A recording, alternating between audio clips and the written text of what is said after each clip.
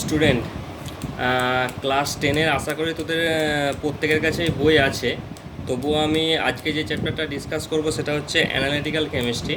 So এই analytical কেমিস্ট্রিটা একটু মুখস্থ চ্যাপ্টার, তবুও কিছু বেসিক জিনিস মনে রাখতে হবে, তার ফলে কী হবে, মুখস্থ করাটা অনেকটা ইজিলি হবে। সো আমরা আজকে যেটা মেনলি করব, এই অ্যানালিটিক্যাল কেমিস্ট্রি শুরু করার আগে আমরা টপিক ওয়ানে কিছু ক্যাটায়ন আর অ্যানায়নের কালার দেখব। সো টপিক ওয়ানে আমরা যেটা ডিসকাস করব, কিছু কালারলেস ক্যাটায়ন। অল ক্যাটায়নস আর মেনলি কালারলেস। কিছু তোর এক্সেপশান আছে, যেমন ধর আমি কিছু এক্সাম্পল এখানে নিয়েছি কালারলেস ক্যাটায়নের, এগুলো কালারলেস ক্যাটায়ন। অ্যান্ড কিছু কিছু এক্সেপশান আছে যেগুলো কালার্ড হয়, সেগুলোর মধ্যে প্রথম হচ্ছে কিউপিক Cu2+, যার কালার ব্লু; ফেরাস, যেটা হচ্ছে Fe2+, যার কালার গ্রিন; ফেরিক, যার হচ্ছে Fe3+, এটা হচ্ছে ইয়েলো। এই তিনটে ছাড়া মোটামুটি অল ক্যাটায়নস আর কালার লেস হয়। ঠিক আছে, আমাদের এই চ্যাপ্টারেতে এইগুলোই মোটামুটি লাগবে, এর বাইরে আর লাগবে না। সো এগুলো গেল কিছু ক্যাটায়নের এক্সাম্পল। তারপর হচ্ছে কিছু কালারলেস অ্যানায়ন, যেমন Cl-, SO4-, NO3-, CO3-, এগুলো প্রত্যেকে কালারলেস অ্যানায়ন। আর কিছু কালার অ্যানায়ন হচ্ছে MnO4-, Cr2O7-2-।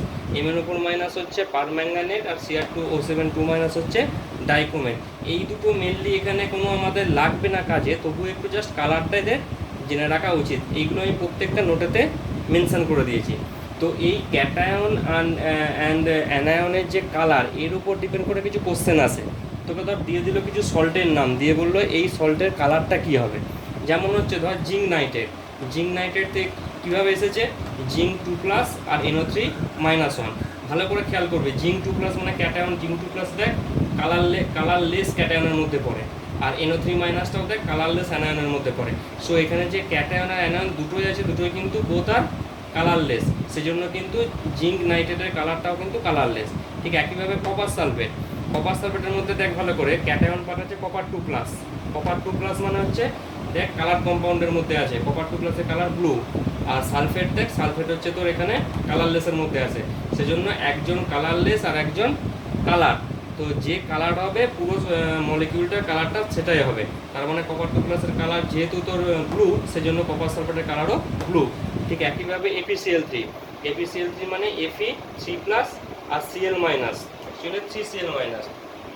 তো এটা ভ্যালেন্সি এখানে, এর ভ্যালেন্সি এখানে, এই জন্য ApCl3। এখন Fe3+-এর কালার দেখ কি, ইয়েলো, আর Cl-এর কালার কালারলেস, সেজন্য ApCl3 কিন্তু ইয়েলো। সো এরকম যেমন FeCl2 ভাব, Fe2+-এর কালার গ্রিন, আর Cl-এর কালার কালারলেস, সেজন্য টোটাল হচ্ছে গ্রিন। ঠিক আছে, এরকম কিছু এক্সাম্পল থাকবে যেখানে তোকে বলবে এই কম্পাউন্ডের কালার কি হবে। তো এটার উপর বেস করে তোর এই টাইপের কোশ্চেন। এটা গেল টপিক 1। এখন টপিক 2তে আমরা যে পার্টটা পড়বো সেটা মোস্ট ইম্পর্টেন্ট। এই চ্যাপ্টার থেকে মোটামুটি তো 3 মার্কস আসবে। আর তোকে আমি নোটে যেগুলো দিয়েছি মেনশন করে, তার বাইরে একটা কোশ্চেনও হবে না। আর কোশ্চেন কী টাইপের হয় সেগুলো আমি তোকে মোটামুটি গ্রুপেতে শেয়ার করে দিয়েছি, সেগুলো একটু জাস্ট প্র্যাকটিস করবি। সো আমরা টপিক 2তে যেটা করব সেটা হচ্ছে NaOH অর KOH। NaOH বা KOH দুটো হচ্ছে স্ট্রং বেস। আমরা শুধু NaOH নিয়েছি, NaOH-এর যা রিয়াকশান, KOH-এর সেম রিয়াকশান। সো এখানে আমরা যেটা করব সেটা হচ্ছে NaOH একটা স্ট্রং বেস, আর হচ্ছে NH4OH মানে অ্যামোনিয়াম হাইড্রক্সাইড, দুজনে weak base. NaOH strong base আর NH4OH উইক বেস। এই স্ট্রং বেস আর উইক বেসের সাথে আমাদের কিছু রিয়াকশান করতে হবে। তো ফার্স্ট যে রিয়াকশানটা সেটা হচ্ছে একটা ক্যাটায়ন Mg2+, ম্যাগনেসিয়াম 2+। তো এর একটা মলিকিউল নিয়েছি ম্যাগনেসিয়াম সালফেট, যার কালারটা হচ্ছে কালারলেস। যার ম্যাগনেসিয়াম কি কালারলেস ক্যাটায়ন, সালফেটটাও কালারলেস অ্যানায়ন। সো ম্যাগনেসিয়াম সালফেটের কালার হচ্ছে কালারলেস। তো এর সাথে NaOH আর NH4 দুজনেরই রিয়াকশানে যেটা ফর্মেশন হবে সেটা হচ্ছে MgOH2। বোথ NaOH রিয়াকশান করলো এটা হবে, NH4OH রিয়াকশান করলো এটাই হবে। সাইড প্রোডাক্টটা আমি আর লিখিনি। সাইড প্রোডাক্টটা কী হবে, এখান থেকে OH চলে গেল মানে পড়ে আছে সালফেট, তার মানে Na2SO4 সোডিয়াম সালফেট হবে। আর NH4OH দিলে প্রোডাক্ট সেম হবে, আর সাইড প্রোডাক্টটা যেটা হবে ওখানে ছিল সোডিয়াম, এখানে হয়ে যাবে অ্যামোনিয়াম। জাস্ট এই ডিফারেন্স, বাকি সব সেম। তো এর কালারটা হোয়াইট। এরপরে নিয়েছি Fe2+-এর মধ্যে আমরা যে মলিকিউলটা নিয়েছি সেটা হচ্ছে FeSO4-এর কালারটা গ্রিন। কেন গ্রিন, কারণ Fe2+-এর কালার হচ্ছে গ্রিন আর সালফেট হচ্ছে কালারলেস, সেজন্য FeSO4 গ্রিন। তো FeSO4-এর সাথে NaOH এর রিয়াকশানে কী হবে, FeOH2। NH4OH এরও রিয়াকশানে সেম হবে FeOH হোল 2, বাট সাইড প্রোডাক্টটা জাস্ট আলাদা। সাইড প্রোডাক্টটা যেমন তোর হবে এখানে Na2SO4, আর অ্যামোনিয়াম নিলে হবে N এর জায়গায় NH4 হোল 2 SO4। এইটাই ডিফারেন্স, আর কোনো ডিফারেন্স নেই। তো ভালো করে একটা জিনিস খেয়াল কর, এখানে কিন্তু আমি প্রত্যেকটা এই সাইন দিয়েছি। এই সাইন দেওয়ার মানেটা কি? এই সাইন দেওয়ার মানেটা হচ্ছে পিপিটি। প্রত্যেকটাই কিন্তু পিপিটি মানে প্রেসিপিটেড মানেই কিন্তু ইনসলিউবল তারা, ঠিক আছে? ঠিক একইভাবে Fe3+ যখন আমি নেব, তার মানে FeCl3 একটা মলিকিউল, তুই সেটা FeCl3ও নিতে পারিস বা Fe2SO4 হোল 3 নিতে পারিস। প্রোডাক্ট এটাই হবে, মেন প্রোডাক্ট FeOH হোল 3 হবে। আর তার কালারটা হচ্ছে রেডিশ ব্রাউন। কালারগুলো ভালো করে মেনশান করবি কিন্তু। আর সাইড প্রোডাক্ট সেম, Cl মানে কী হবে, N এর জায়গায় NaCl, আর NH4 থাকলে NH4Cl, ক্লিয়ার? SO4 থাকলে Na2SO4, NH4 হোল 2 SO4। সাইড প্রোডাক্টটা জাস্ট N এর জায়গাতে NH4 হবে, বাকি সব সেম, ক্লিয়ার? ঠিক একইভাবে জিঙ্ক 2+ সাথে জিঙ্ক সালফেট আর জিঙ্ক নাইট্রেট দুজনের সাথে কিন্তু একই রিয়াকশান হবে। জিঙ্ক সালফেটের সাথে NaOH এর রিয়াকশান জিঙ্ক হাইড্রক্সাইড, NH4OH এরও রিয়াকশানে জিঙ্ক হাইড্রক্সাইড। সাইড প্রোডাক্টটা সালফেট আছে, তার মানে Na2SO4, আর অ্যামোনিয়াম থাকলে NH4 হোল 2 SO4। জাস্ট সাইড প্রোডাক্টটা আলাদা, প্রত্যেকটা ক্ষেত্রে সেম। এখন এখানে জিঙ্ক নাইট্রেট নিলেও কিন্তু জিঙ্ক হাইড্রক্সাইড আসবে। সাইড প্রোডাক্টটা কী হবে, জাস্ট যেহেতু এখানে সালফেট ছিল সেজন্য হয়েছিল Na2SO4, এখানে নাইট্রেট আছে বলে NaNO3, জাস্ট এটুকু। কিন্তু মেন প্রোডাক্ট এটাই হবে, এটা ভালো করে খেয়াল করবে, এটা কিন্তু খুব ইম্পর্টেন্ট কোশ্চেন। সো এটা গেল Cu2+ এর ক্ষেত্রেও কপার সালফেটের সাথে NaOH NH4 হয়েছে, সেম জিনিস, সাইড প্রোডাক্ট সেম। Pb2+ এর সাথে PbNO3 রিয়াকশানে PbOH হোল 2, সেম জিনিস। এটা চকি হোয়াইট, এই কালারগুলো ভালো করে মেনশান করবি। Dirty green FeOH whole 3, reddish brown, dirty white or gelatinous white, খুব important. Pale blue PbOH whole 2, chalky white, খুব ইম্পর্টেন্ট জায়গাটা। আচ্ছা, এটাকে আমি পরে আসছি। তো আমাদের মেনলি গেল ছটা, এই ছটার মধ্যে এটা VVI∞, খুব ইম্পর্টেন্ট। সো আমরা NaOH আর NH4OH এর সাথে এদের প্রত্যেকের রিয়াকশানের ফলে তোর আমরা কিছু প্রেসিপিটেট পেয়েছি। এরপর তোকে আর একটা কোশ্চেন এখান থেকে দেয় যে এই যে প্রেসিপিটেটগুলো পেলাম আমরা, সেগুলোকে যদি আমি এক্সেস অ্যামোনিয়াম হাইড্রক্সাইড বা এক্সেস NaOH ওর সাথে অ্যাড করি তাহলে কি হবে? Excess ammonium hydroxide or excess NaOH যদি আমি প্রেসিপিটেটের মধ্যে অ্যাড করি তাহলে কি রেজাল্ট হবে? ভীষণ ইম্পর্টেন্ট কোশ্চেন, ভালো করে খেয়াল করবি। ম্যাগনেসিয়ামের ক্ষেত্রে যেটা হয়েছিল ম্যাগনেসিয়াম হাইড্রক্সাইড, অ্যান্ড এফির ক্ষেত্রে হয়েছিল Fe হাইড্রক্সাইড, FeOH হোল 2। এই দুটোর ক্ষেত্রে তুই এক্সেস NH4 বা এক্সেস NaOH যাই অ্যাড করিস না কেন কোনো এফেক্ট হবে না। এটার ক্ষেত্রেও এফেক্ট হবে না, এটার ক্ষেত্রেও কোনো এফেক্ট হবে না। সেজন্য এটা যেমন ইনসলিউবল ছিল, ও কিন্তু ইনসলিউবলই থেকে যাবে। ভালো করে খেয়াল করবি, এটা মানে হচ্ছে পিপিটি মানে প্রত্যেকটাই কিন্তু ইনসলিউবল। ম্যাগনেসিয়ামের ক্ষেত্রে যে ম্যাগনেসিয়াম হাইড্রক্সাইড, তার মধ্যে যদি আমি এক্সেস NH4OH বা এক্সেস NaOH দিই, কোনো রিয়াক্ট হবে না, মানে ওটা ইনসলিউবল যেমন ছিল ইনসলিউবলে থাকবে। ফেরিক সালফেটের ক্ষেত্রে যে রিয়াকশান করেছিলাম ফেরিক হাইড্রক্সাইড, তো এটার ক্ষেত্রেও ফেরাস হাইড্রক্সাইডের ক্ষেত্রেও কিন্তু NH4OH অর NaOH যাই দিই না কেন কোনো রিয়াকশান হবে না, মানে এ যেমন ইনসলিউবল সেরকম ইনসলিউবলই থাকবে, ঠিক আছে? আচ্ছা, এর পরের যে গল্পটা, এর পরের যে পার্টটা আছে সেটা হচ্ছে এফির ক্ষেত্রে FeCl3 মানে Fe3+, FeOH হোল 3, এর ক্ষেত্রেও আমি যদি এক্সেস NH4OH বা এক্সেস NaOH দিই কোনো রিয়াকশান হবে না, যেমন ইনসলিউবল ছিল সেই রকমই ইনসলিউবল থাকবে। তো এবার main important part, zinc, copper, lead. এখন জিঙ্কের ক্ষেত্রে ভালো করে দেখ, জিঙ্ক সালফেটের সাথে NaOH NH4OH এর নর্মাল রিয়াকশানে জিঙ্ক হাইড্রক্সাইড বা জিঙ্ক নাইট্রেটের সাথে এদের দুজনের রিয়াকশানে জিঙ্ক হাইড্রক্সাইড ফর্মেশন হয়। আমি যদি এই ইনসলিউবল প্রেসিপিটেট করেছে, আমি যদি এর সাথে এক্সেস NaOH বা এক্সেস NH4OH দিই, দুজনের সাথেই কিন্তু ওর এই ইনসলিউবল রিয়াকশান করে সলিউবল হয়ে যাবে। এর সাথে রিয়াকশান করা হবে Na2ZNO2, তার মানে সলিউবল হয়ে গেল। আর NH4OH এর সাথে রিয়াকশান করা হবে সেটাও কিন্তু সলিউবল।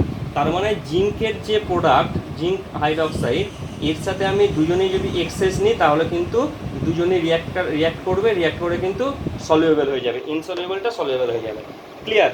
এরপরে আছে কপার 2+। কপার 2+-এর ক্ষেত্রে ছিল কপার হাইড্রক্সাইড। কপার হাইড্রক্সাইডের কালার হচ্ছে পেল ব্লু।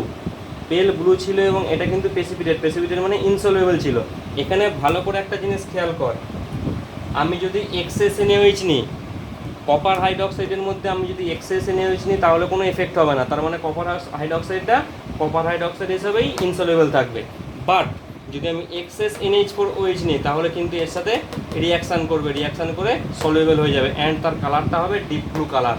খুব ভীষণ important. Copper hydroxide excess NaOH এর সাথে রিয়াকশান করে না, সেই জন্য ইনসলিউবল থাকবে। বাট এক্সেস NH4OH এর সাথে রিয়াকশান করবে, অ্যান্ড তার কালারটা হবে deep blue, and then soluble হবে। Clear? Lead nitrate means mainly lead hydroxide. এ কিন্তু উল্টোটা হবে। উল্টোটা মানে এখানে এক্সেস NaOH এর সাথে রিয়াকশান করেনি, বাট এটা কিন্তু এক্সেস NaOH এর সাথে রিয়াকশান করবে, রিয়াকশান করার পরে সে সলিউবল হবে, অ্যান্ড এক্সেস NaOH এর সাথে কিন্তু রিয়াকশান করবে না, সেটা ইনসলিউবলে থাকবে। দুটো জিনিস ভালো করে খেয়াল করবি, এই তিনটে case, number 1 case, number 2 case, number 3 case. Zinc hydroxide দুজনের সাথে রিয়াকশান করে, সলিউবল হয়। Copper hydroxide excess NaOH reaction করে না, ইনসলিউবল থাকে। এক্সেস NH4OH সলিউবল রিয়াকশান করে। PbOH2 এক্সেস NaOH এ রিয়াকশান করে, বাট এক্সেস NH4OH এ রিয়াকশান করে না। এখান থেকে তোর কিন্তু হোয়াট হ্যাপেন হোয়েন এই কোশ্চেনগুলো দেবে 100-200% শিওর কোশ্চেন দেবে।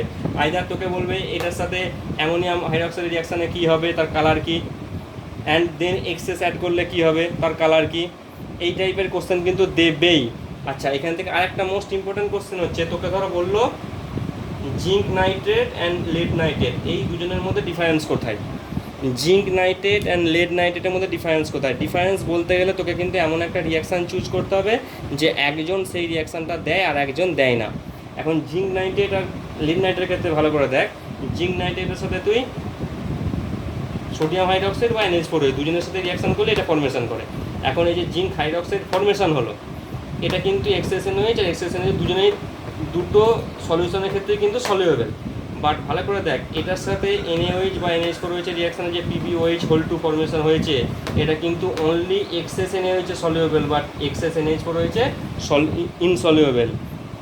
এটাই ডিফারেন্স তোকে বলতে হবে যে এটা এক্সেস NaOH এ সলিউবল, এক্সেস NH4OH এও সলিউবল, বাট এটা অনলি এক্সেস NH4OH এ অনলি এক্সেস NaOH এ সলিউবল, কিন্তু এটাতে সলিউবল না। ঠিক আছে, খুব ইম্পর্ট্যান্ট ডিফারেন্স। তো এগুলো গেল মোটামুটি, এটা খুব ইম্পর্ট্যান্ট পার্ট। আর একটা পার্ট আছে ক্যালসিয়ামের ক্ষেত্রে, ক্যালসিয়াম নাইট্রেট। ভালো করে দেখ, ক্যালসিয়াম নাইট্রেট অনলি সোডিয়াম হাইড্রক্সাইডের সাথে রিয়াকশান করেছি। কেন? কারণ হচ্ছে sodium hydroxide strong base, calcium আর নাইট্রেটের সাথে যে বন্ডিং থাকে সে বন্ডিংটাকে ব্রেক করতে পারে, তার ফলে যে OH মাইনাসটা আসে সেই OH মাইনাসটা ইজিলি রিপ্লেস করতে পারে ক্যালসিয়াম হাইড্রক্সাইড হয়।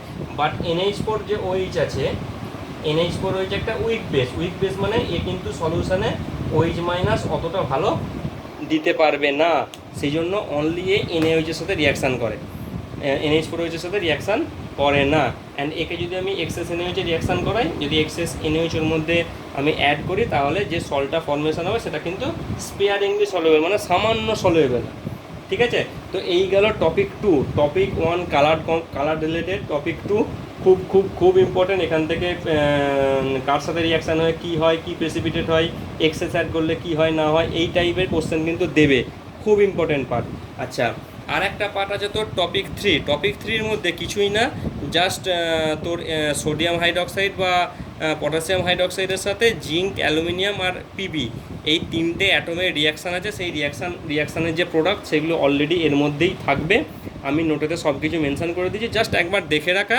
মেনলি ওখানে কিছু অ্যাটম জিঙ্ক, অ্যালুমিনিয়াম আর লেড, এই তিনটে অ্যাটমের সাথে সোডিয়াম হাইড্রক্সাইড বা পটাশিয়াম হাইড্রক্সাইডের রিয়াকশান, দুজনের একই রিয়াকশান হবে, জাস্ট একবার দেখে রাখবি। আর একটা আছে পার্ট জিঙ্ক, অ্যালুমিনিয়াম আর লেডের হাইড্রক্সাইড বা অক্সাইডের সাথে সোডিয়াম হাইড্রক্সাইড আর KOH এর রিয়াকশান, আর কিচ্ছু না।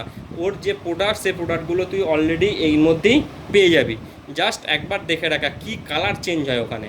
লেডের অক্সাইডে কী কালার, সেখান থেকে কী কালার চেঞ্জ হয়, লেড হাইড্রক্সাইডে কী কালার, সেখান থেকে কী কালার চেঞ্জ হয়, অ্যালুমিনিয়াম হাইড্রক্সাইডে কী কালার, সেখান থেকে কী কালার চেঞ্জ হয়, জাস্ট এই কালারগুলো একটু খেয়াল রাখবি, ব্যাস। ঠিক আছে, ভালো করে পড়। এরপরে আমি চেষ্টা করছি যেগুলো মুখস্থ চ্যাপ্টার সেগুলো মোটামুটি করিয়ে দেওয়ার, কারণ তোরা এখন বাড়িতে বসে আছিস, তোদের কাছে এনাফ টাইম আছে। আর যেগুলো বোঝার দেখি কি হয় টাইম টু টাইম, সেরকম হলে আমি এইভাবেই ভিডিও করে পাঠাবো। কারোর কোনো কোয়ারি থাকলে, কোশ্চেন থাকলে আমাকে টেক্সট করিস।